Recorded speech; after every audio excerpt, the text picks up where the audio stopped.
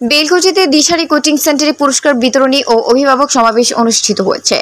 আল আমিন হোসেন সিরাজগঞ্জের বেলকুচি উপজেলার মুকুন্দগাতি শাকিশোর স্কুল সংলগ্ন দিশারি কোচিং সেন্টারে শনিবার 20 সেপ্টেম্বর 2025 সকালে মাসিক পরীক্ষার ফলাফল প্রকাশ, পুরস্কার বিতরণী ও অভিভাবক সমাবেশ অনুষ্ঠিত হয়েছে।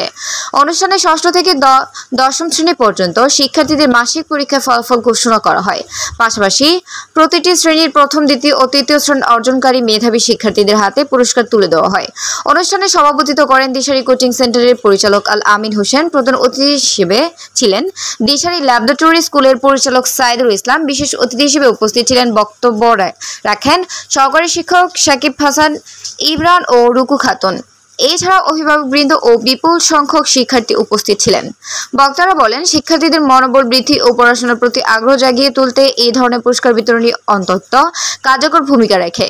সুস্থ প্রতিযোগিতার মাধ্যমে শিক্ষার্থীরা শুধু ভালো ফলাফলই অর্জন করবে না, বরং ভবিষ্যতের যোগ্য নাগরিক হিসেবেও গড়ে উঠতে পারবে। প্রধান অতিথি সাইদুল ইসলাম বলেন, নিয়মিত অধ্যবসায় ও সঠিক দিক নির্দেশনার মাধ্যমে শিক্ষার্থীরা কাঙ্ক্ষিত সাফল্য অর্জন করতে পারে। এই ধরনের আয়োজন তাদের আরো অনুপ্রাণিত করবে। সভাপতির বক্তব্যে আল আমিন হোসেন বলেন, শিক্ষার্থীদের মেধা বিকাশে শিক্ষকদের আন্তরিকতা, অভিভাবকদের সহযোগিতা এবং প্রতিষ্ঠানের সঠিক দিক নির্দেশনা অপরিহার্য। সম্মিলিত প্রচেষ্টায় শিক্ষার মান উন্নয়ন সম্ভব। অনুষ্ঠান শেষে অভিভাবক ও শিক্ষার্থীরা একে অপরের সঙ্গে মতবিনিময় করেন। তারা জানান, এই ধরনের আয়োজন শিক্ষার্থীদের পড়াশোনার আগ্রহী করে তোলে এবং পরিবার, শিক্ষক ও প্রতিষ্ঠানের মধ্যে সম্পর্ক আরো সুদৃঢ় করে তোলে।